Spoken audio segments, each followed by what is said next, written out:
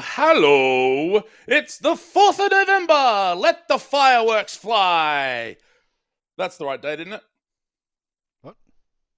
Fireworks in America, 4th of November. Yeah, I don't live there. I'm deliberately misremembering 4th of July. Come on, Graham. Get with the program. I thought you were talking about the election. It is that's on the 5th, I think. So there's the other fireworks that are going to happen over there. Well, fuck. God, oh, fuck. It took all of 30 seconds to create the podcast based on talk of the US election. Fucking hell. Oh, that has been a topic of conversation at work. Both in class and in the staff room.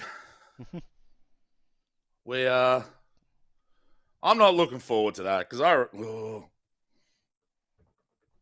got a feeling he's going to win. I don't. I don't want it to happen. No, I don't. I was so dead. I don't think he'll win. I'm pretty sure. Okay. I'm pretty sure it's the other way. Oh, I was like, the first time he won, I'm like, there's no fucking way that dipshit's winning. Come on, man. Who's going to be dumb enough to vote for that fucking idiot? And that's what it turns out. It's definitely closer than it should be. There's no doubt about that. But I think she'll win. Oh, if whatever gods there are, if they will allow that. But anyway, it is episode 310 of the Should I Play This Game podcast. I'm Steve, and with me, as always, the fourth Jonas brother, Graham Banks. Oh, yeah. I'd take offense at that. Well, blame your t-shirt. It's Jonas, you idiot. That's how you spell Jonas. That's how those three dipshits spell their last names. So that's where the joke came from, and I'm very happy with how I pulled it off. Excellent. Hooray for me! We are all about fun and games here on the Should I Play This Game podcast, but I must divulge slightly a sad state of affairs. My favorite barbecue sauce is no longer available at Woolworths or Coles. Bullshit, they took my sauce! Anyway, moving on. How's Tricks? Yeah, good. Can't complain. I mean, you can, if you want to. No, I think you've complained about sauce. I don't. All my sauces are available, so I'm good. You motherfucker. It's only tomatoes. They took the sweet and spicy Sweet Baby Ray's away. Why? You can still get Sweet Baby Ray's, but not that one. Fucking idiots. No more barbecue sauce for Steve until that comes back. Some fucking bullshit. Anyway, Halloween was on Thursday. How did you go with Halloween? Don't give a shit about it. What do you mean how would I go with Word! Do you have kids knocking on doors and shit? No, God no. Really? No. I don't know if I did. I was in here for a couple hours with my headphones on, so I didn't hear nothing. I did a live checkout of a couple of spooky games. And then I was at the shops the day before Halloween. There was already Christmas shit out. Oh, God, there was Christmas shit out a month ago here in Hobart. Oh, really? Yeah, it was ages ago. I had bloody Christmas trees up in Big W. Fucking what? Is that because Hobart's so far behind the times that's where Christmas has to be started? No, because everyone fucking buys Christmas shit so much earlier. They keep putting it earlier and earlier. Yeah.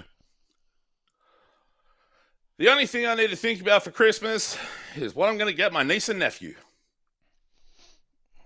And I don't know what that shall be. Because I've been explicitly told I'm not allowed to get them video game stuff. Well, you must read, don't you? No, I know, right? So it just ends up being messaging the sister-in-law and going, hey, what are the... And I've got literally the same situation because it's my niece's birthday on Wednesday. So I was like, hey, what does she want? Let me get back to you. Word. Turns out buying shit for kids, hard. Particularly when it's like, don't just keep buying shitloads of toys because they've already got a fucking mountain of them as it is. Also, toys are just... toys I don't know, there's some good toys out there. I'm sure there is, but most toys break and then they... They grow out of them and they... Because they grow up so bloody quick, they grow out of the thing. Like with clothes, you never really buy clothes for kids for the same reason. They grow out of them in Well, that's the thing. It's like months. I was tempted to buy either my niece or nephew like a pair of like a baby pair of Jordans, and then it's like, oh wait, what the fuck? No, what the fuck is the point? Because number one, they'll grow out of them super quick, and number two, they're not going to appreciate them, so they're just going to stomp through mud and shit in them. They're just a pair of shoes to kids. They won't care. Yeah, they're just like, hey, mud puddle, blap. Yeah, I was like, they're $150 shoes. What the fuck? But like, yeah. So I take my cues from my sister-in-law. I try and ask my brother. He's on about the same level as I am, as far as what to get them. I was able to get her Move controllers, I think, for Christmas. I had to import them from fucking Japan. But she wanted to play Just Dance. And I'm like, if this is how I can gateway video game stuff in, then I'm going for it. So I did. I got some Move controllers in from Japan, and she played Just Dance while I was there. And I'm like, this is hurting my soul, trying to encourage people to play Just Dance, but I'll take it. And then, I don't know, maybe at some point I can get them onto Mortal Kombat. Next logical step. There you go. Just Dance to Mortal Kombat. Fucking hell. I can't imagine the psychological damage that'd do to a kid. Start them off on 1. It's the most quaint and it's the least impactful. Even though they were like everything it caused when it first came out. But moving on. Hey, talking about video games. Have you played them? I have played. They're pretty great. They are. They can be good.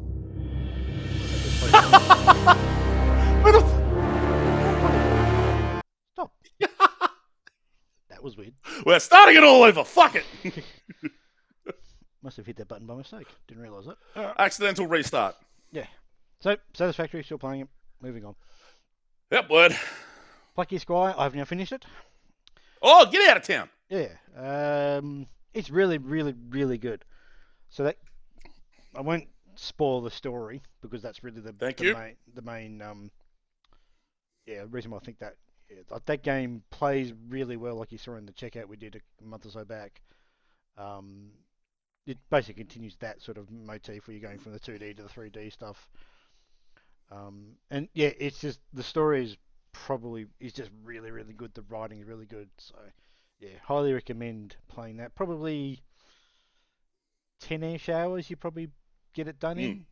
So yeah. There's only a couple of places where I thought was a little bit with some of the puzzles not really sure what the solution was, but they were relatively they're relatively straightforward once you sort of didn't have to look up anything, but just a couple of puzzles I thought I'm not really sure what I'm gonna do here because nothing's making sense, but then end up just being, oh fuck, forgot that mechanic, use that mechanic, and it's one of those things where if I don't play it for a little bit, you go, what's the mechanic I should be using here? I should be able to finish this one, but I can't. Oh, it's that mechanic. I forgot about that thing. Yeah, okay. Then you use it, and then you're good to go. Progress a little bit more in Sumerian 6. Yeah, still really like that game. I'll aim to finish it before we do our before the year's end, along with some other bits and pieces. But yeah, that's looking really good still. How much interest have you got in the new Commandos game that's coming out? Because the Commandos series has that sort of real-time tactics vibe to it. I downloaded the demo, but didn't grant it. It was a demo recently, and then recent Next Fest. I downloaded, but haven't actually got to play it yet. Not so much because I've not. Yeah, a little bit, but not as much as it would if these guys put out a game, or if not they're going to. If Me came back and put out a game sort of thing, I'd jump into that more than jump into those older ones. But yeah. And my fourth and last game, I think a game's on your list as well, is the Call of Duty Black Ops 6. I just played the campaign for about an hour or so this morning. I have no intention of touching the multiplayer, but it's another one of those games. So it's got a ridiculous bloody campaign with big Hollywood style stuff in it, and actors. So yeah, nothing really nothing to talk about per se. I'm, It is on my list. yes, I'm not too sure because I didn't play last year's game, Mm. which had a funny sort of campaign in it. I thought from memory of what I would heard about it. It was like a I can't remember how the campaign was um what's the negatively portrayed in last year's game. Mm. Can't remember the reason why now off the top of my head. But never actually got around to playing it. But yeah, this one's the usual stuff. It's back Summer blockbuster. set in the early '90s so far. 91, I think, basically around the Gulf War time. So Yep. yeah. But that's it. That's all I've played. How do you feel? Like, have you got much of a sense of the omnidirectional movement and stuff like that in the campaign yet, or not really? If you wouldn't even know what you mean by that, it's just So basically, like instead, like in previous Call of Duty games, when you click down the stick to sprint, or for me, because I'm playing on keyboard and mouse because I'm an idiot, hold shift and run, you'd have to be moving forward to be able to do that. But you can actually hold shift and run left, right, or backwards and dive in the exact same ways.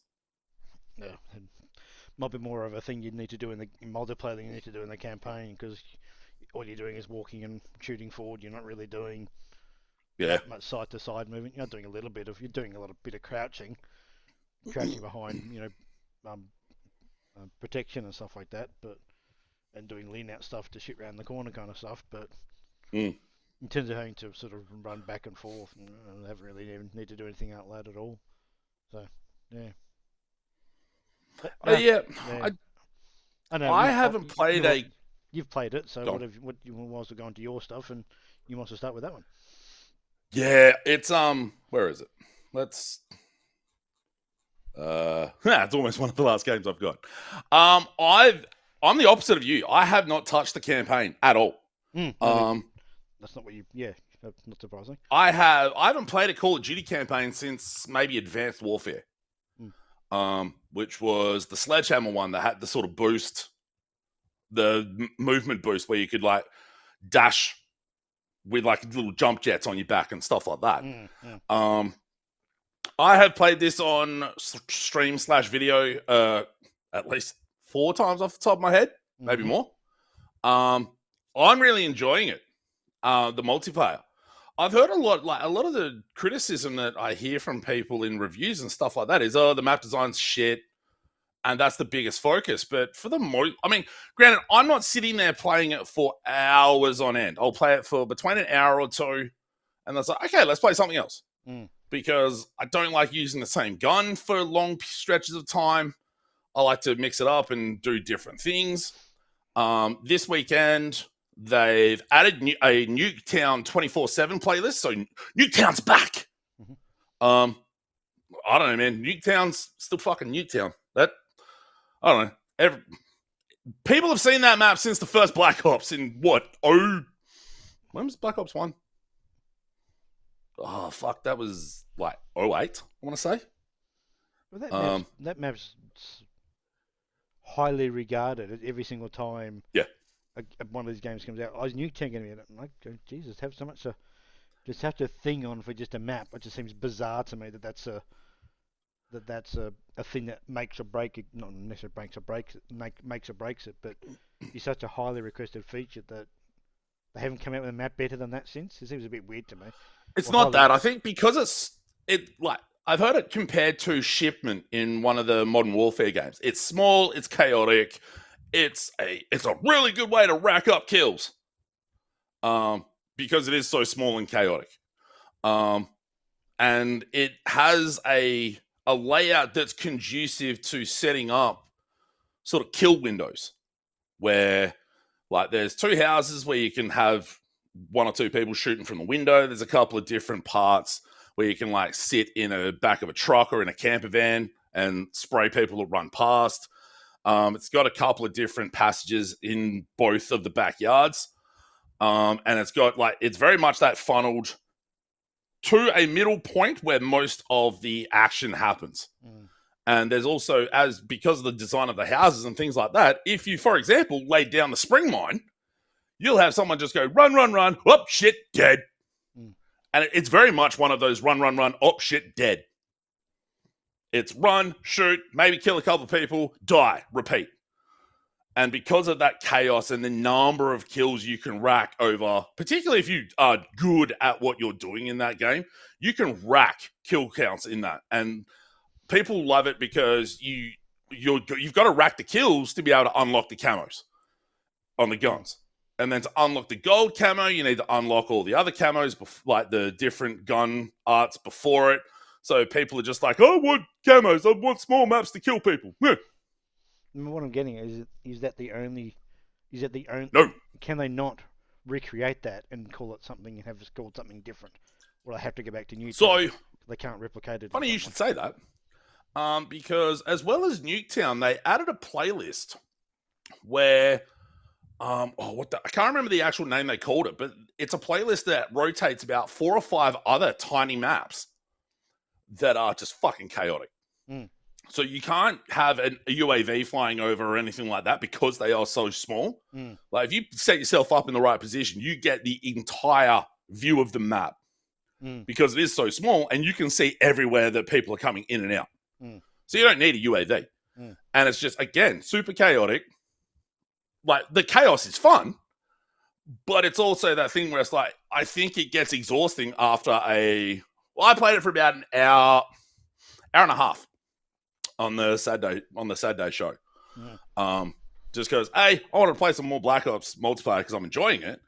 But I heard this new game mode or this new playlist was added, so I'm like, let's have a look at these. And I thought the maps were pretty good.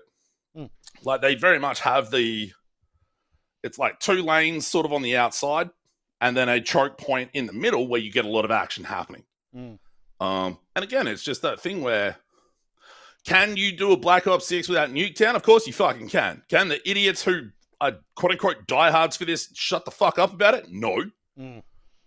It's the same as... I just don't understand why... That's what I'm getting at, more of that than the other thing, is I just don't understand why... Because people are stupid. Well, it's not just... There must be something more than that, because obviously it's obviously got a... What's what I'm looking for? Can't think of the word. It's not nostalgia, it's something more than that. There is. I think part of it is nostalgia for that original Black Ops. Yeah, maybe it is. And that map. Yeah. Because it is such a small map, and it's so easy just to keep racking up. Well, they don't call them kills anymore; they call them eliminations. But it's so easy to just keep racking up the kills, and the more kills you get, the more headshots you're going to get. Which headshots are how you unlock the different camos for the guns. But the other part, I talked about people can't shut the fuck up. The other part is they got a non-binary actress or actor to be the facial model for one of the operators. And because people are dipshits, they're getting harassed all over the place on the internet because, of course, they fucking are, because people are fucking monsters. Like, I always just turn voice chat off. I don't want to hear that shit because I don't feel like having a 15 or 16-year-old yell the worst possible slurs you can think of. I can hear that shit at work sometimes. So it's like, nah. And admittedly, people don't want to hear me just go, ha ha ha, oh fuck! Man, Call of Duty brings out some sort of swearing. It's like you're just running around going, ha ha ha, bam, oh shit, didn't expect that to happen. And that happens a lot. Not that I didn't expect to get killed or die, I expect that a lot.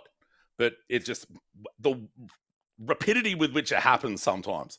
But I said it when I talked about the beta, I really do I think they've hit a really nice middle ground for the time to kill. It's just long enough where you're not just getting absolutely clapped the second you're seen, but it's short enough that it's not feeling like a bullet sponge. Like I personally feel like they finally hit a good spot since Advanced Warfare, where they've tried tweaking it up and down a little bit. Destiny, the time to kill is a bit too long in the PvP for my liking. You get high value target. There's a mode that's literally called HVT, high value target, where one player on each team has armor on them, and they can go down like they can in Warzone. Yeah, okay. So that's protect them, try and revive them, all that sort of stuff. But that's the only time that gets extended in the normal multiplayer. I haven't gone into Warzone yet. I think the new Warzone map is coming when the first season starts in a couple of weeks. Mm. How long am I going to keep playing Black Ops 6? I don't know.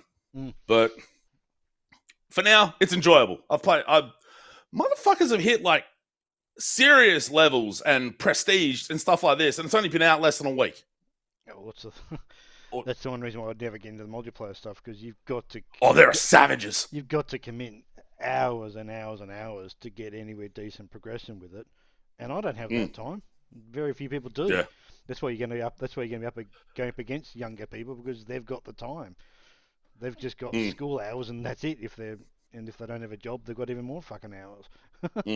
Whereas, they've done a better job of distributing the XP to unlock levels aside from kills. They've done a better job of that in this one, where like if you throw a flash, for example, if you throw a flashbang, you flash 3 dudes, you're getting points for that, which equals XP. If you're on the hard point or domination or something like that, and you're securing the objective, you're getting points for that. So they're doing it. Eliminations, in some regards, have never meant less from an XP progression perspective. But of course, if you want to progress the XP like treadmill, then obviously eliminations are going to help you do that more.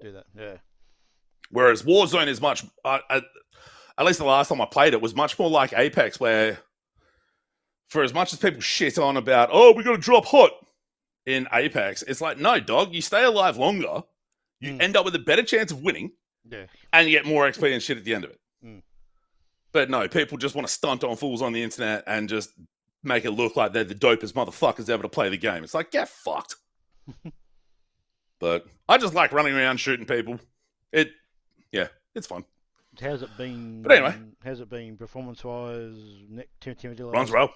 Hasn't had any issues with it not finding matches, that sort of stuff. No, matches. Not. There's been a couple of little error, like it's errored out back to the lobby, but nothing that's really gotten in the way of me getting games going or anything. I have barely had to wait for most games. It's gone. It's launched really quite well, shockingly so. It's the week of this came out the week before last, but like same thing with Dragon Age, the new Dragon Age, the Valguard.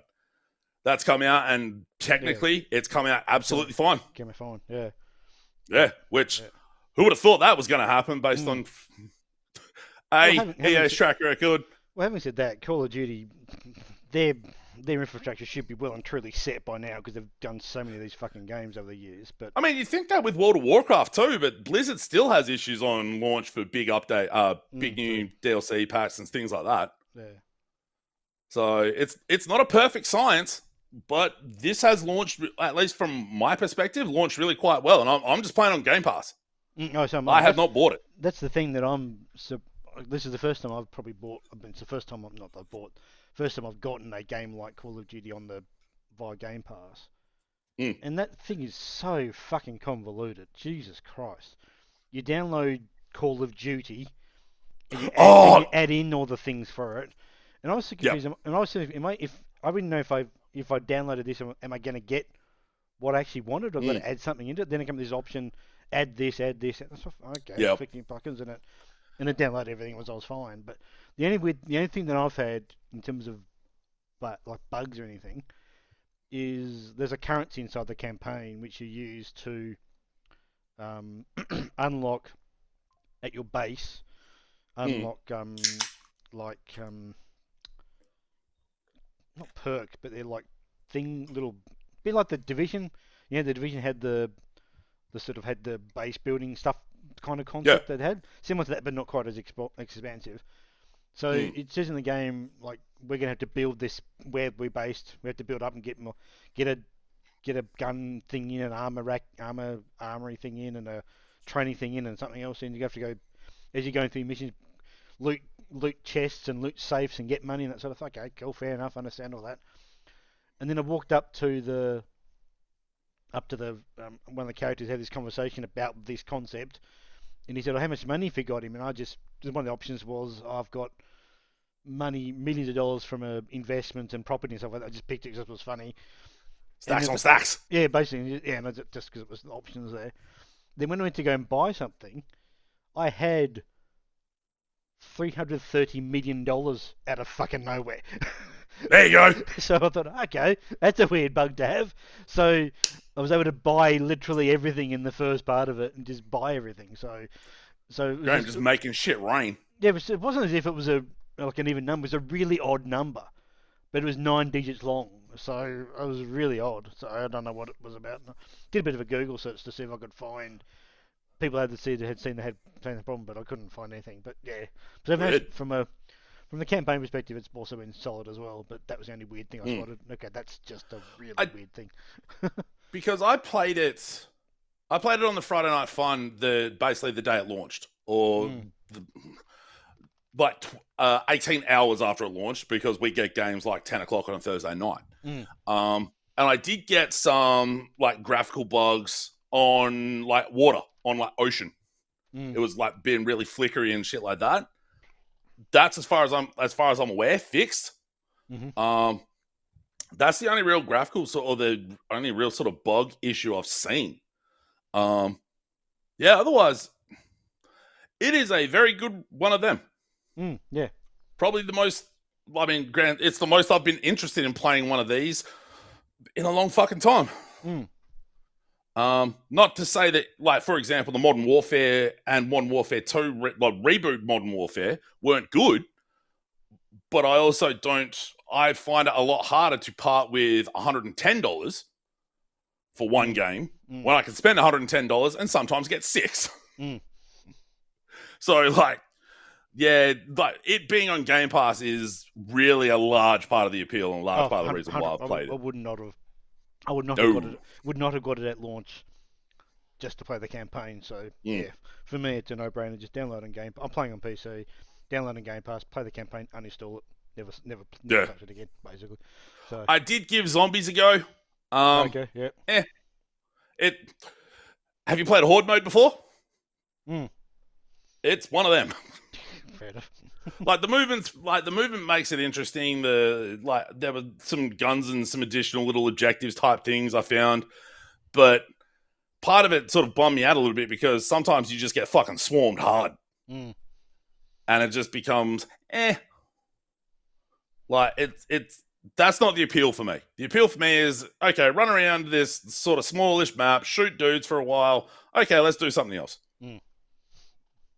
Well, I'm not going to sit here. Well, I'm going to try not to sit here and play any more than like an hour, maybe 2 at most, playing Call of Duty. But yeah, like you said, that overlay program, for lack of a better term, the launcher is fucking fucked.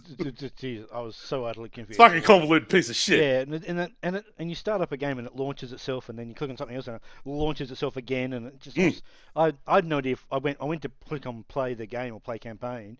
And I came back and my desktop was on. So did the game crash while I wasn't watching? Then it popped up again, like game launching. For fuck's, it must have launched 3 or 4 times at some point to get into the actual fucking thing. So here's a better one. When I recorded the beta, the audio input counted as 2 different applications. Okay, weird. Okay. The launcher was one, and then when I got into Black Ops 6, it was like, no sound coming through. What the fuck? Fortunately, that's fixed now, so I don't have to fuck around with that. But yeah, it's I'm enjoying it. Anyway, what else have I played? Meow. Before I get into what else I've played, I'm getting quite a controller collection going, Graham. I've got another one. It's purple. The 8-bit Do Ultimate 2C.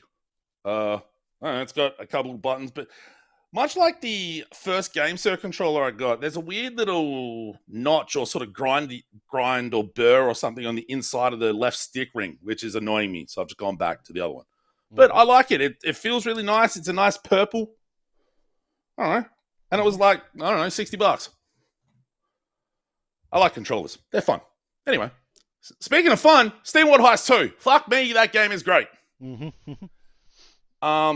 And as you progress through the campaign, you get like some of the weapons you get, man, are fucking great. I'm digging this. It's, you know how I said I don't want to like it. I can't really play Call of Duty for more than an hour or 2. I can keep playing this.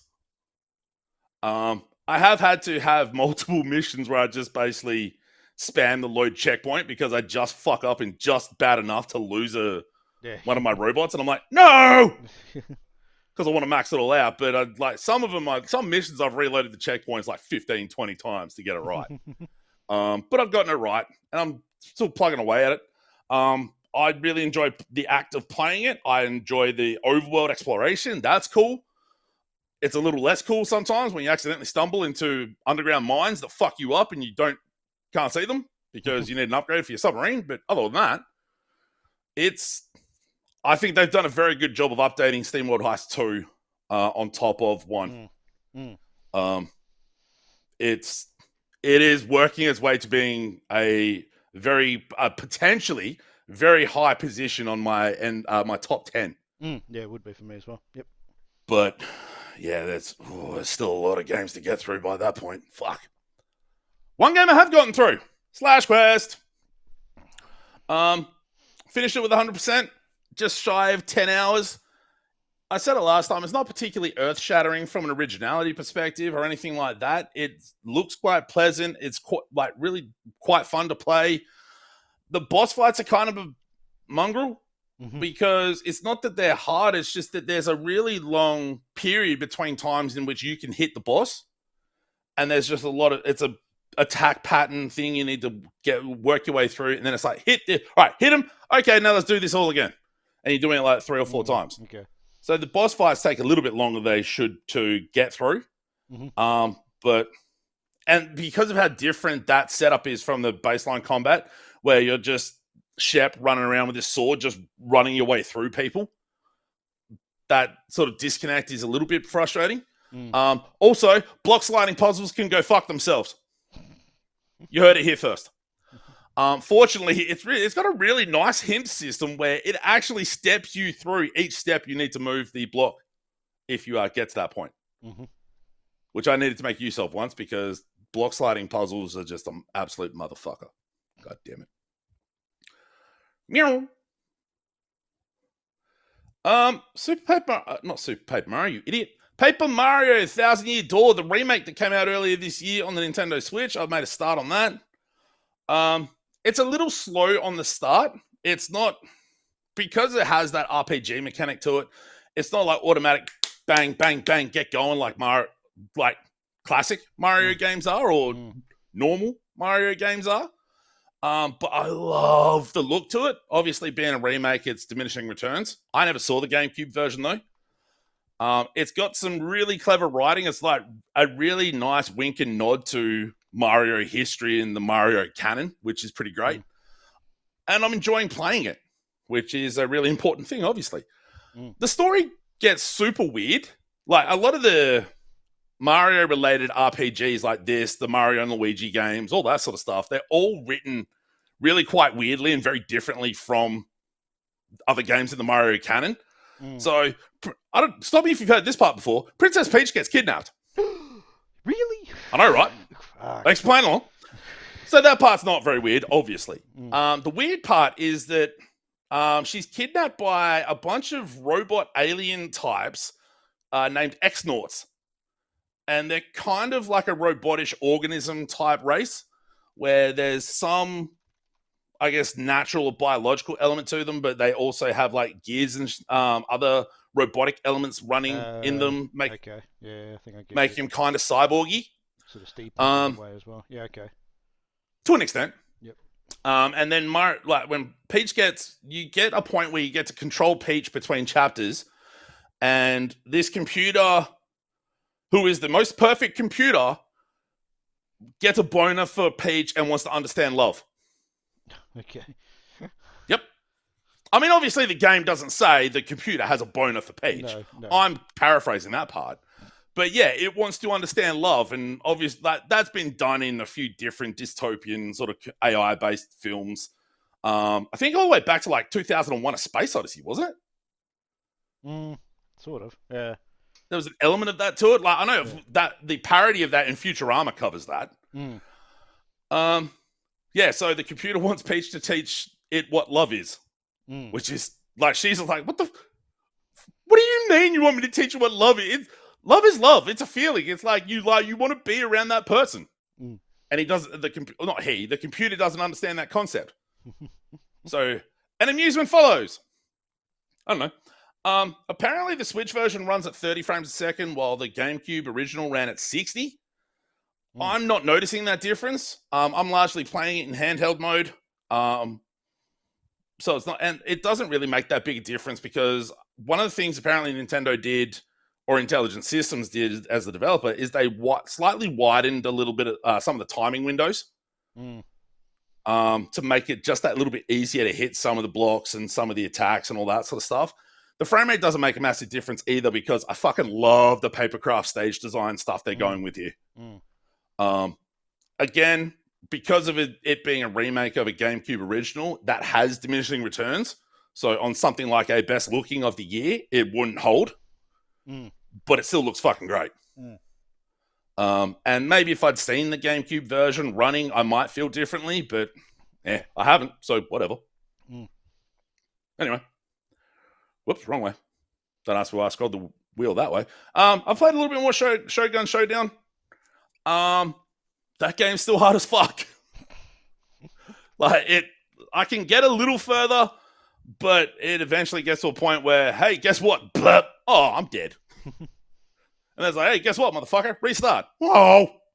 And that's where it being that roguelike or roguelite.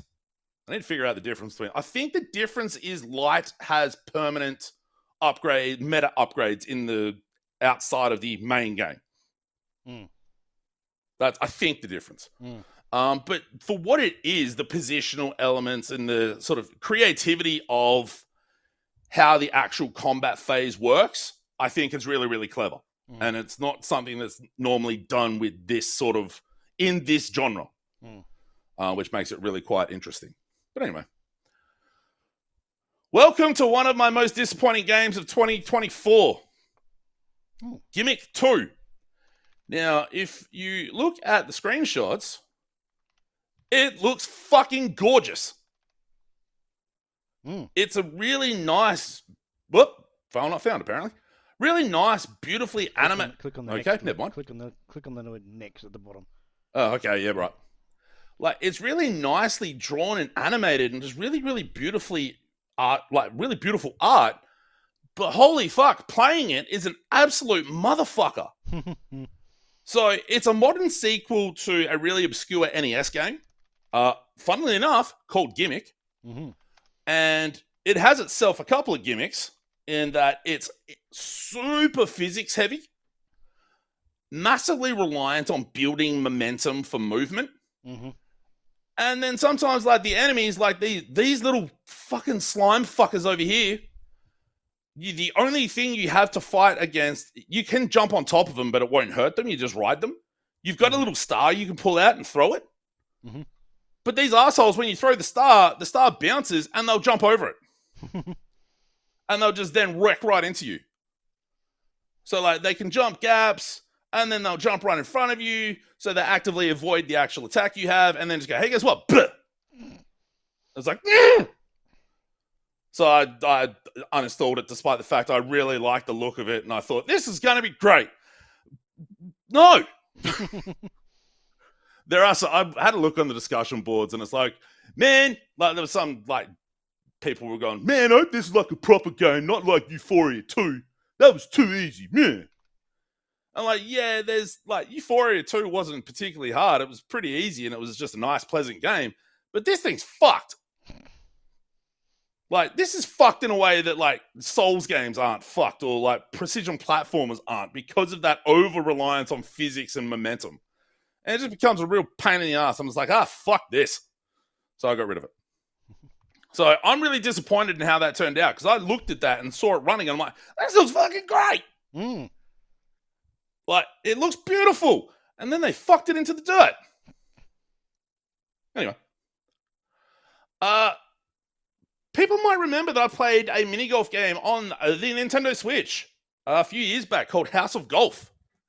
Which, funnily enough, mini golf holes set in a house. Who would have thought? Pretty good concept. They brought it back. Let me get this part out of the way. No way in fuck is it worth its asking price. its full price is $44. Mm. The original on the Switch, 15 Australian. Okay. This does not look 3 to 4 times better than the first one. Mm. I will get that out the way right now. I got it on 50% off. The other thing I will say, the music in it sucks shit. It's fucking awful. It's a pretty solid mini golf game. Other than that, the quote unquote power bar isn't quite intuitive because it doesn't give you a great sense of how hard you're going to hit it or how far it's going to go. It's more trial and error. As you play it more, you get more of an understanding of how hard it's going to hit. But even then, it's still kind of a bit rough trying to figure it out. Okay. The tutorial course or the first course you play on has unlimited mulligans. So you do get a bit of a saving device on that. The other courses I've played it's been 9 holes, 9 mulligans. Mm-hmm. But then, of course, they throw in these medals around the holes that are a little bit more hidden. So there's a bit more of a puzzle element to try and figure out how to get them. Mm-hmm. Oh, some of them have been fucked. But, like, I really like mini golf. I really like mini golf video games. Mm-hmm. There's a progression element that sort of gets in the way a little bit because the levels are incredibly elaborate at times, or more elaborate, or it gets more elaborate than it does itself any favors. Yeah, okay, gotcha. Sometimes the positioning of the medals is really weird, trying to figure it out. And because of the nature of aiming it, you get a fairly close-up view. Let's see what's in the screenshots here. Probably, yeah, okay. That is close enough to maybe what you see when you're playing. You get a little bit of a half triangle in front of you when it's time to aim it. Mm-hmm. But because of the nature of the size of the ball and the path it takes and objects in the environment, sometimes it doesn't, you don't have the clearest idea of, all right, if I hit it this way, is it going to actually fucking hit anything? Or am I going to accidentally run into something that's going to completely fuck this planned shot up I've got? And yeah, it does. The extent of the bother versus that bother and that annoyance, because obviously there's bronze, silver, gold for finishing each course with this certain number of shots. Mm-hmm. Getting on the medals, which unlocks the different cosmetics, so you can make your little golf ball look like a tire. Mm-hmm. I think the last one I made my golf ball look like a panda. Mm-hmm. And it's fucking cool. And I unlocked a B after that, but I'm like, nope, panda.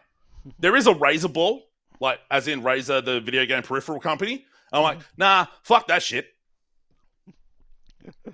But comparing some of the annoyance of playing it versus the fucking ridiculous backlog I've got, I'm being super judicious on when I'm playing through things. It's like, am I digging this that much? If it's kind of then it's like, nope, we're not doing this anymore. Move on. Which is kind of nice in some ways, but also kind of a bummer because I would like to keep playing this in some regards.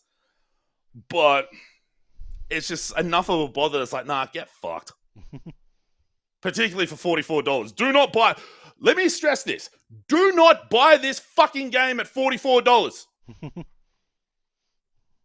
Anyway. A really great little after work game. Office Fight.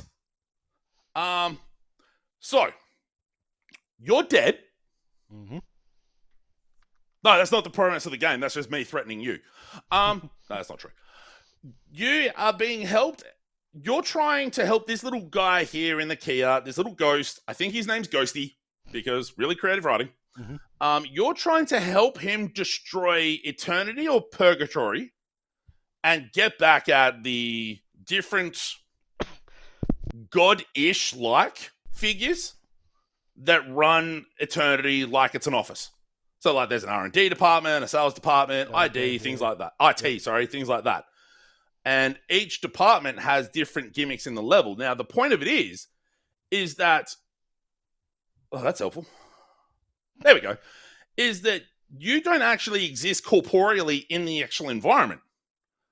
When there's items that flash blue, like this little trash can here or this little pot plant, you click on it, pull back on a power meter and fling it. And what you're trying to do is start fights between the employees in the actual little diorama environment and cause as much destruction as possible.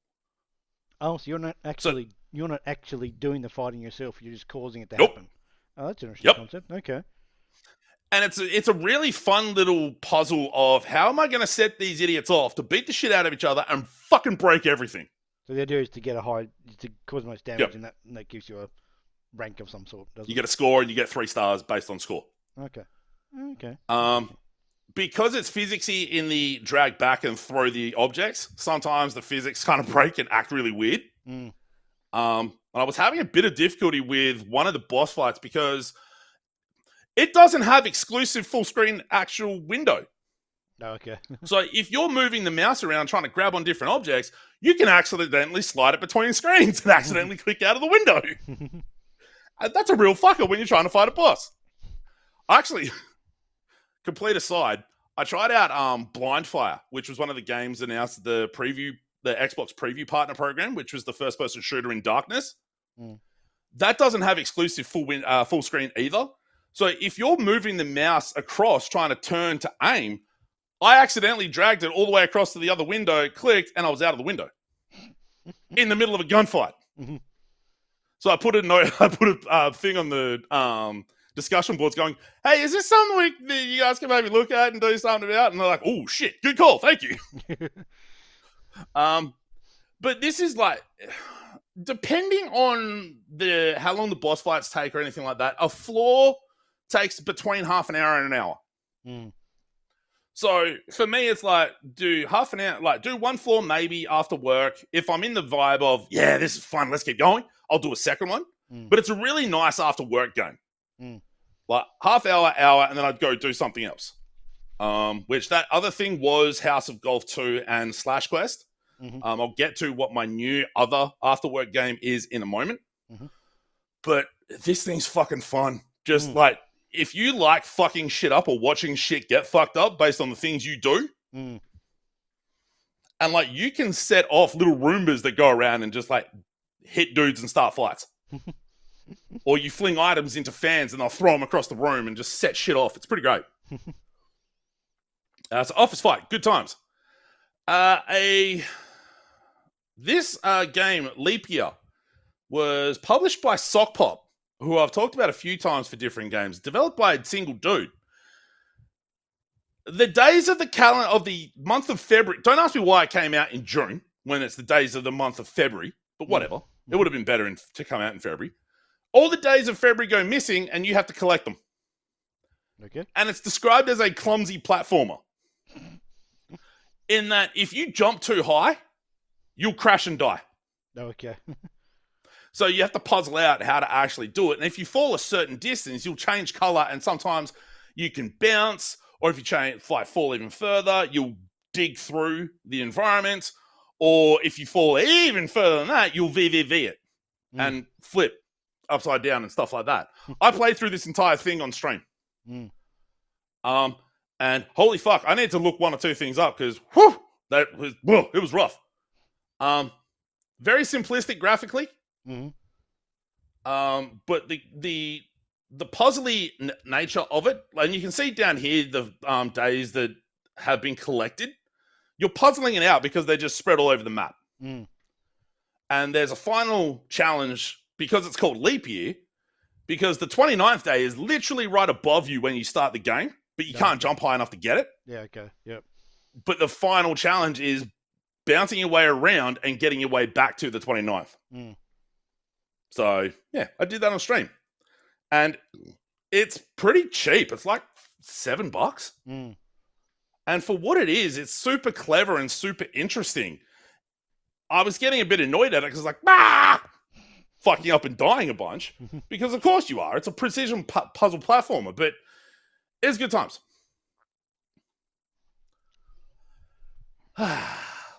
Nearly there. I bought it, Graham. I bought it and I played it. I did a checkout last weekend of it. I played through the first 2 hours of it. For as much as I was conflicted about some of the shitty statements that particularly management at Game Science had made in varying forms, this game's fucking incredible. As a Souls-like, it's a really good one of those. The fodder enemies don't ruin you as hard as they do in From games. Like some of the fodder enemies in like a Dark Souls or Bloodborne or Elden Ring, they will fuck you up if you're not on your shit. It's a little bit harder for them to do that in Black Myth Wukong, but the boss fights are, some of them were quite challenging, some of them are just steamrolled. But it looks really nice. It looks great. I did initially have ray tracing turned up full. I knocked it down to medium. Hilariously, it's low, medium, very high. There's no high, which I'm like, that's so dumb. So if people aren't like, I don't want to spend a lot of time on it because fuck them. But one or two of the management and leadership of Game Science came out and said some really shitty things about feminism and about women and things like that. They're in China. So to an extent, is that much of a surprise? No. Because human rights in China are a tenuous thing.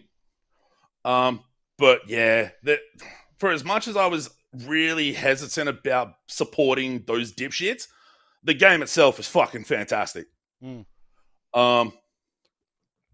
It is as far as one of these types of games from this year, I can't remember one that stands up as well as Black Myth. There is like the Elden Ring DLC, but I ain't getting to that because I'm a dickhead. But playing this is I'm really digging this so far. So right now, my 2 weekend games are SteamWorld Heist 2 and this. And I'm just playing smaller games after work. And my last game, I have started Tactical Breach Wizards. I love the framing device in that, like, you see all of it's like literally wizards, but they look like fucking special forces dudes, and like they have a wand jammed into an assault rifle. So the framing of it's really cool. It's much more Into the Breach than it is XCOM. Oh, okay. It's a little bit more involved than Into the Breach, but there are distinct, very much puzzle elements. There are challenges in each level. Some of them are really quite difficult. Well, yeah, there was one that's like, hey, take everyone out in the first turn. It's like, fuck. I had to redo that one a bunch of times to actually figure out how to do it, but I did it. But it's super clever. I love the aesthetic, both the modern military mixed with fantasy wizardry sort of stuff and the sort of flat-shaded graphical style. The writing's really clever. And it's really, I'm enjoying playing it because you can set things up and just knock dudes out of windows. And that's the easiest way to kill most of them. But yeah, this is super cool. I've only played it for about an hour. So I'm going to keep plugging away at that after work. It's apparently about 11, 12 hours long. But very, very cool. Very cool.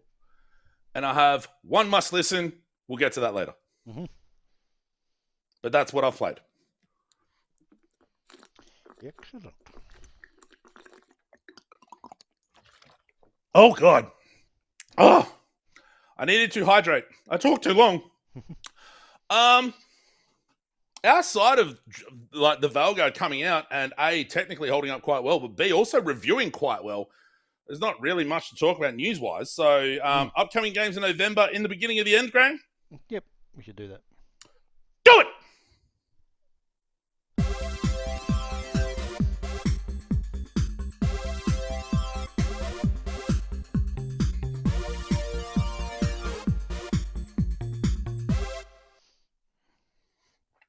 Okay. Am I showing them or are you showing them? No, you are. All right, you might need to take us back to the other window for a moment. Yep. There we go. Shit. While I'm loading this up, there it is. Twitch.tv/enemy starship. Friday, Saturday nights for Friday Night Fun and the Saturday special. And yeah, then Solo Factory, Graham. Yeah, still going with that one. Yep. Wonderful. Let's have a look at what's coming up in November, because I think numerically, not a massive amount compared to some months previous, but there's still some really cool shit coming. Like Slitterhead.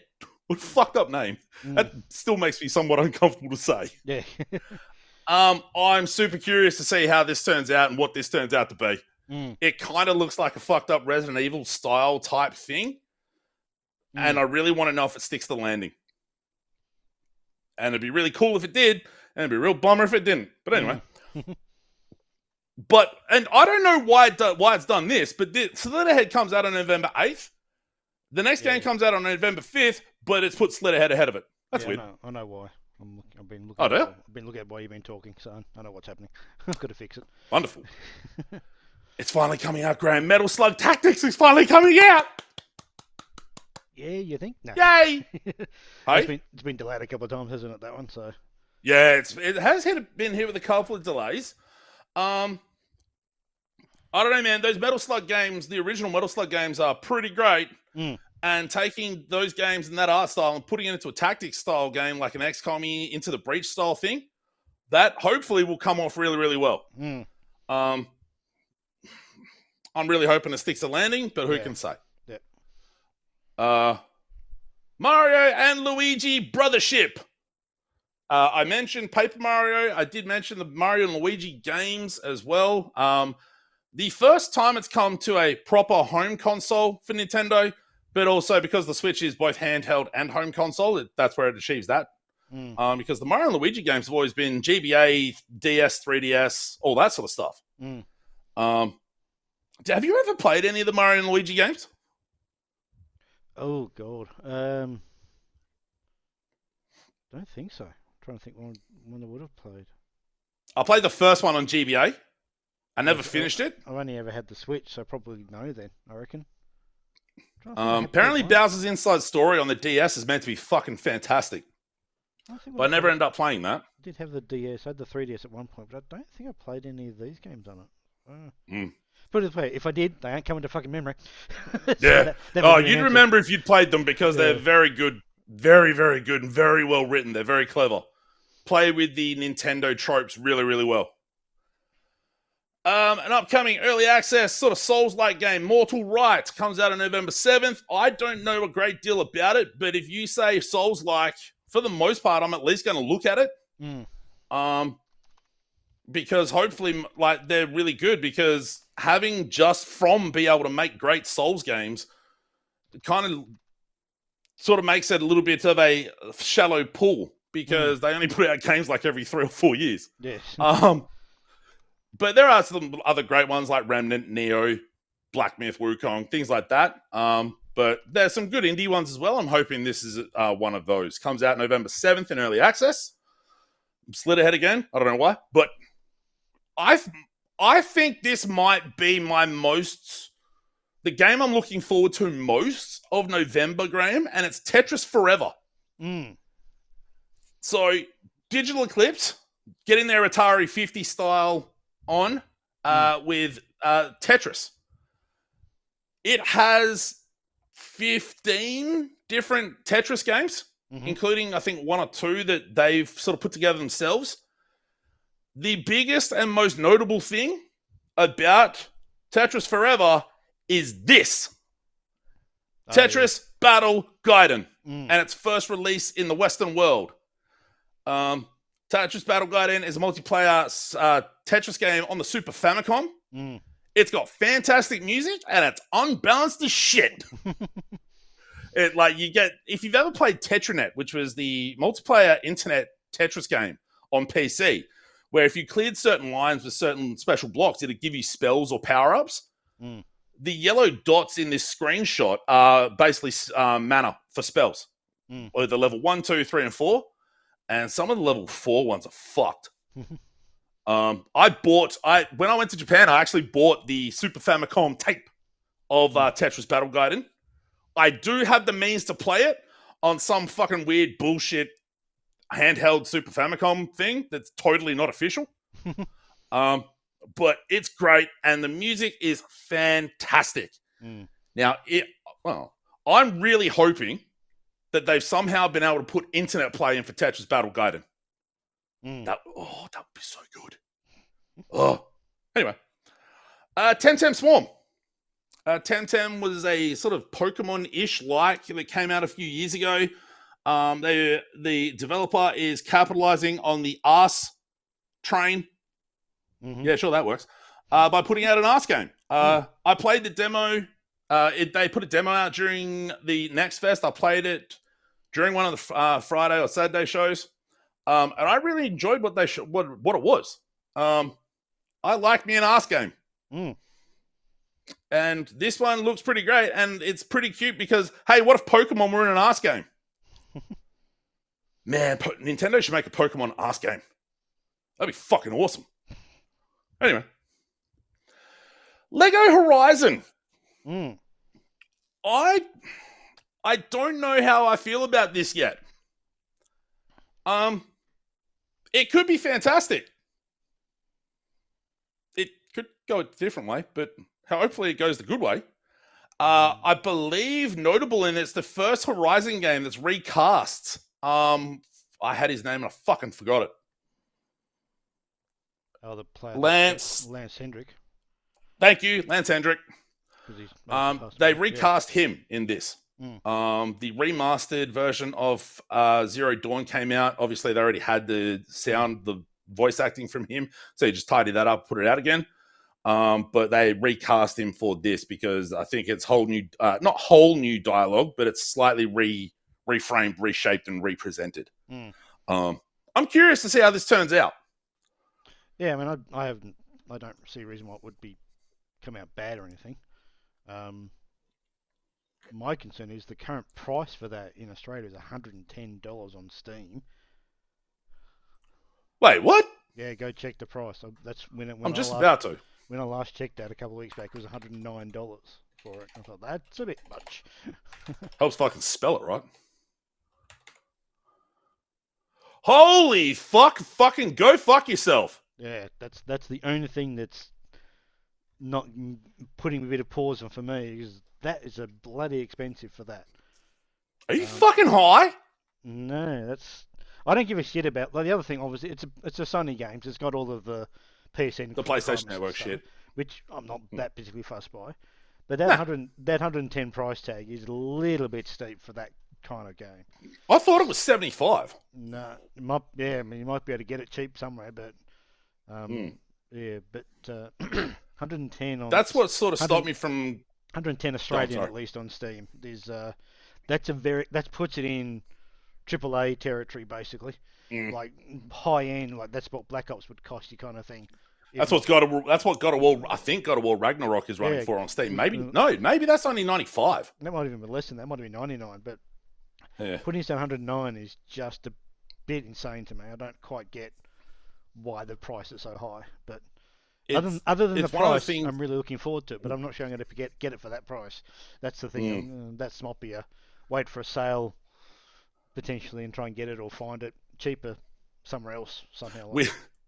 Weirdly, though, after I spend full price, whatever I spend on a game, by the time I eventually get to it, I've fucking totally forgotten what I spent on it. Yeah. That's good. Because of how I end up playing games a couple months after launch, it ends up going that way. And the price thing as well, to an extent, is what stopped me from getting Astro Bot and Stellar Blade on the PlayStation 5. Astro Bot's 110, Stellar Blade's 125 on PSN. There's been talk, at least some talk, of both of those coming to PC. Now, I'd much prefer playing games here. I've gotten so used to playing games this far away from the screen that then turning around trying to play games on the PlayStation's fucking hard. And it makes it so... and Stellar Blade is really quite precise in a lot of ways, so it's really easy to fuck up and die. So I'm hoping that comes out PC some point next year. I think that's been talked about, but who can say? Yeah, but I went into my local EB Games looking for Astrobot. What price is it? If it's a price that's impulse buy, good value, I'll just go get it. And it was $109. No, that's not no. So Big W and Amazon both have had that on for 80 or 90. Yeah, I've seen it off them, but I can't be bothered doing that. If it's in a shop I can walk into and buy, I'm just going to go and get it. If I've got to do more effort than that to buy it, I'm not going to be bothered. Do you not have a Big W near you? I did, but I didn't bother checking them, so I probably could go there, but it's still, Yeah. We'll see. That Astrobot looks fucking phenomenal, though.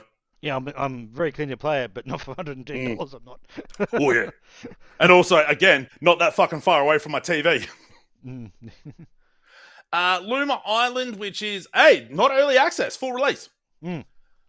Which we talked about as possibly a, for lack of a better term, placeholder for picking rocks, digging holes, Hopefully. while we wait for more Lightyear Frontier content. Mm-hmm. Yep, that's pretty soon. I'm curious what that's going to cost. I'd peg it 20 to 30. Yeah, I would have thought something like that. But multiplayer, so might be 35.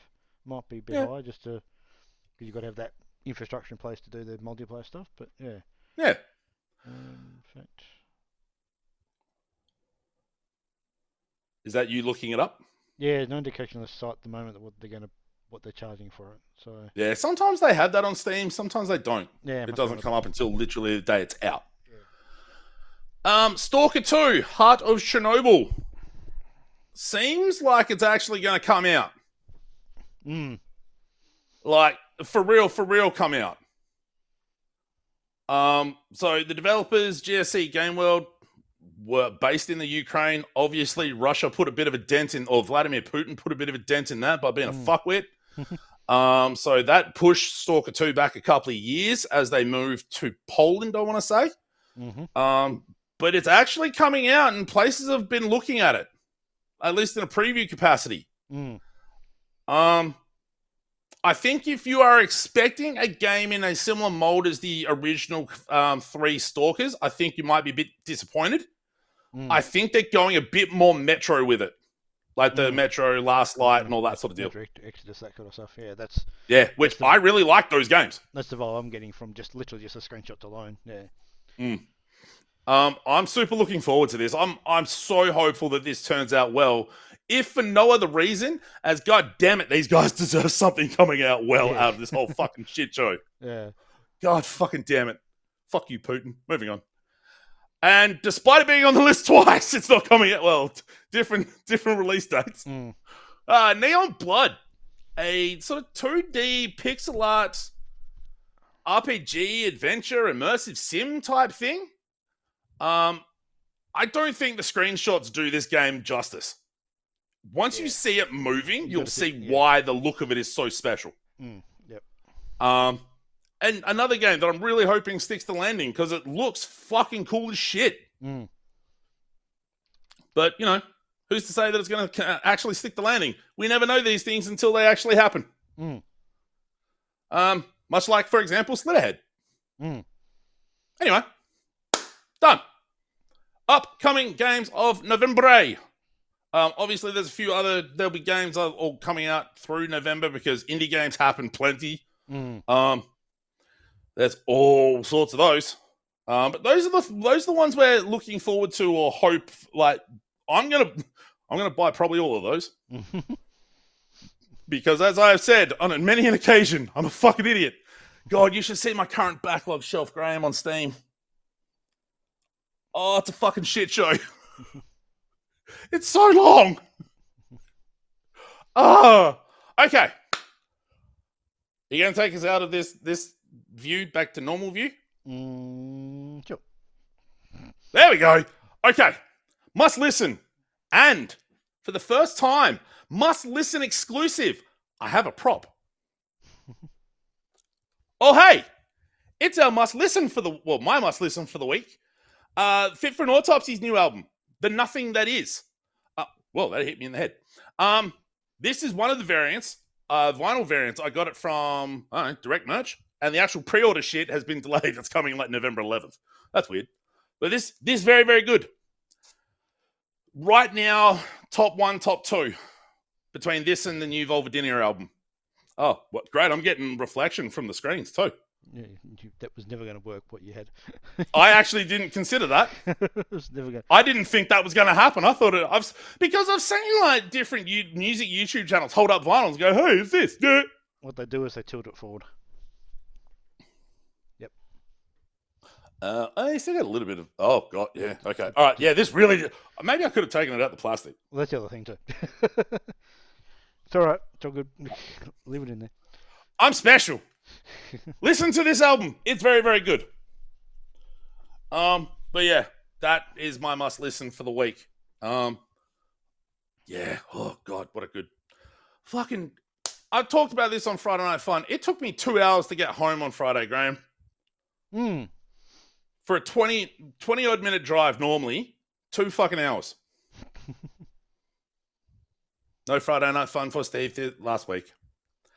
But then I did 6 hours of a Saturday special. What a dickhead.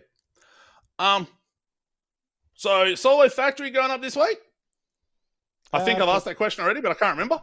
Potentially. I've done the first bit of the recording, so we shall see. But yes, plan is to put one up. Wunderbar. I will have Friday Night Fun and the Saturday special, assuming traffic doesn't fuck me over again. And next week we will record something. Something, yeah. We can get that out. Yeah. Thronefall, maybe. I would like to show that off. Maybe. But we shall see. I got nothing else. Cool. I shall press. Shall we end it? We should. Play the music. Thanks for hanging out for another episode of the Should I Play This Game podcast. And we'll see you next time with some more video game talk and other frivolity and fun. Bye, Graham. Bye, Steve.